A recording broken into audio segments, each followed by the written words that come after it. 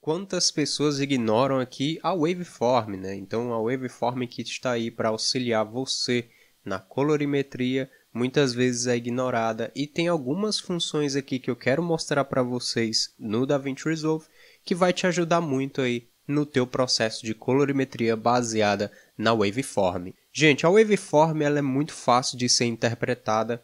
São alguns detalhes que você precisa saber e a importância dela é justamente porque você precisa entender todas as áreas de highlights, as áreas de meios tons e as áreas de sombra e que vão te ajudar a encontrar um look, bacana e um balanço legal para sua imagem. Vamos entender aqui um pouquinho como que a Waveform funciona, essa ferramenta. Se você vier aqui nessa opção, que aqui vai ter as setagens da Waveform, e você clicar, a gente tem aqui a opção de RGB, CBCR e o Y. Na minha opinião e obviamente para o meu dia a dia, eu utilizo mais o RGB e o Y, né? E no RGB é meio que autoexplicativo, a gente vai ter os canais de R, G e B, e a gente tem aqui a opção de Colorize. Vou arrastar aqui para o lado para vocês entenderem melhor. Aqui na nossa Waveform vocês podem ver que a gente tem uma cor azul, uma cor vermelha no topo e a verde aqui intercalando. Isso quer dizer o quê? Isso é a representação da nossa imagem em RGB e isso você pode habilitar ou desabilitar, né? E quando você desabilita o Colorize, a gente vai ter aqui a Waveform toda cinza com esse tom meio esbranquiçado. Quando eu ativo novamente o Colorize e eu quero trabalhar de uma forma mais isolada essas cores, a gente consegue desselecionar aqui o RGB e trabalhar somente o canal Red, ou trabalhar somente o canal verde, ou o canal azul. E ao mesmo tempo trabalhar eles de forma integrada. Com isso a gente também tem os Extents, e aqui vão ser as extensões, as pontas da nossa Waveform, só que de uma forma mais figurada, né? A gente consegue ter uma noção de onde cada pontinha da nossa onda, a nossa Waveform em si, está batendo, né? Você desabilita o Extents, você não vai ter uma noção das pontas dessa onda. Quando você habilita, você já tem uma noção para saber justamente onde que ele está encostando. E já já a gente vai entender por que isso aqui também pode ser algo importante. Aqui na Waveform a gente também tem um ajuste de iluminação, tanto para a onda quanto para a grade que a gente utiliza para se basear, para evitar que a imagem venha clipar. Aqui, você arrastando para a direita, a gente deixa a onda cada vez mais brilhosa e para a esquerda ela fica mais apagada, ou seja, chegando aqui no zero. E aí você vai encontrar qual é a melhor iluminação para que você possa trabalhar com conforto.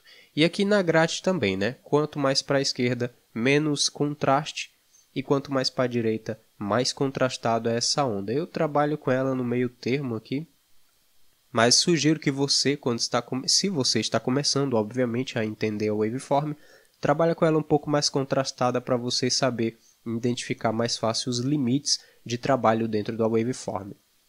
Depois disso, a gente tem aqui a referência, ou seja, você consegue mostrar a referência dos níveis. E aqui nas referências a gente vai ter o 1023 marcado e o 0 marcado. E o que significa isso, Quando você leva a sua onda até o 1023, a ponta da Waveform encosta no 1023, a gente está clipando aqui as áreas de luz.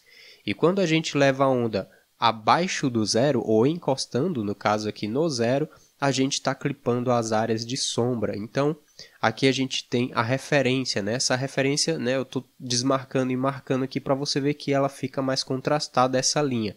E essa linha a gente consegue determinar aqui aonde que a gente quer que ela fique, como se fosse uma régua, Então, no Low, aqui em Low, a gente consegue levar para a direita, aí você vê que tem uma linha embaixo que se move, e eu consigo determinar onde eu deixo o meu limite das áreas de sombra na hora de fazer a graduação da cor.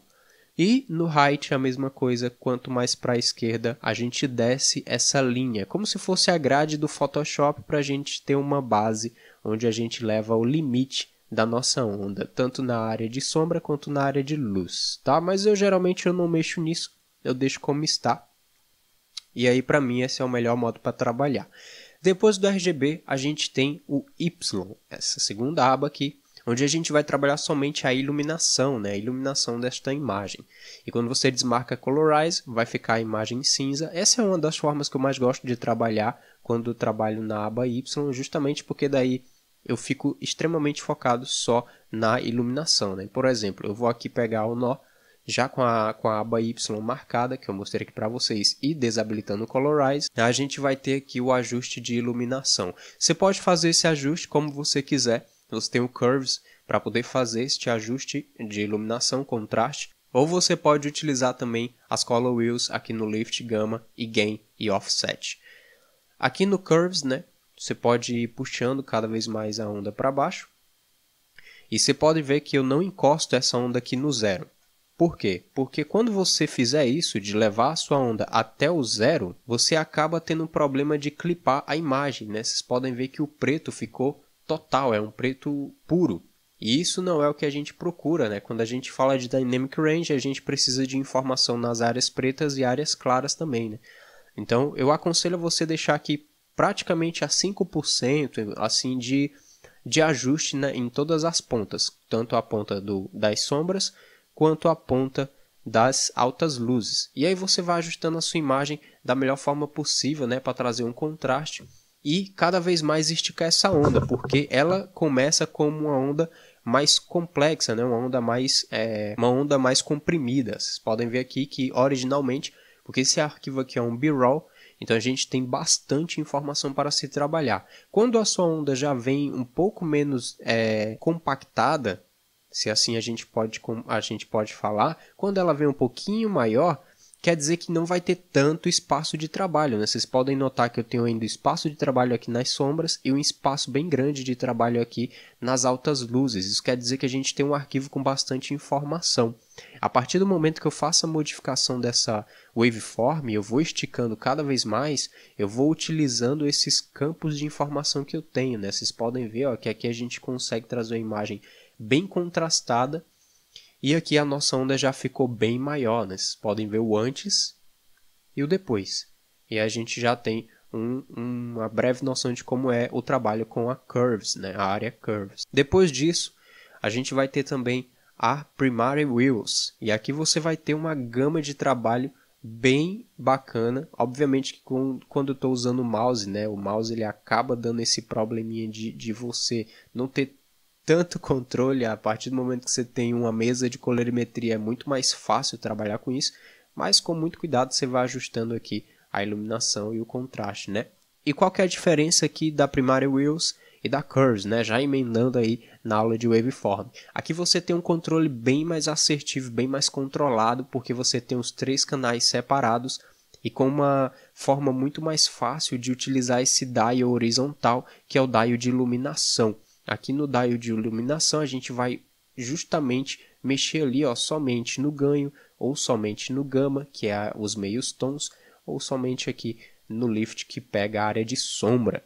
Bem, gente, eu acho que é isso sobre a Waveform. Eu acredito que você tenha entendido aí como que funciona aqui a utilização da Waveform. Eu espero que isso possa ter te ajudado. A partir de hoje, começa aí a observar a Waveform, que ela vai ser a tua grande aliada aí para encontrar um perfeito look aí, né? Um ajuste, um balanço perfeito da sua imagem, tá? Se isso te ajudou, deixa aí o like, se inscreve no canal para receber novas notificações, ativa o sininho e eu te vejo então num próximo vídeo. Valeu, tchau!